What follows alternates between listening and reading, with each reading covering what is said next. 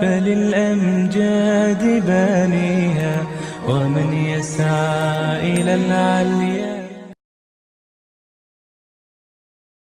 xadiidkii 71 can ibni cumara radia allaahu canhuma ana rasuula allahi rasuulkii alla sala allahu calayhi wasalama qaala wuxuu yidhi buniya alislaamu islaamkii waa la dhisay calaa 5 shan dushii baa lagu dhisay 5 tiirood ayaa islaamnimadu ay ku dhisan tahay.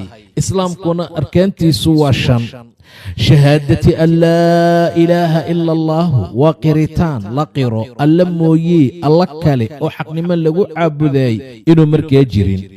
wa anna muxammadan muxamedna cabduhu ilaahay addoonkiisa inuu yahay iyo wa rasuuluhu rasuulkiisa. labadaa waa mid.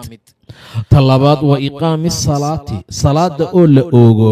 ta saddexaad waa iitaa'i asakaati sakada oo la guto. ta afaraadna waa xajilbeyti beydka oo loo qasdoo la xajiyo qofkii kari karaa. iyo ta kale oo ah wa sawmi ramadaana ramadaankoo la soomo. muttafaqun calayhi. xadiidku wax tartiiba kama muuqatee soonka iyo xajka soonkaa horeeya, xajkaasa markaa gadaal jira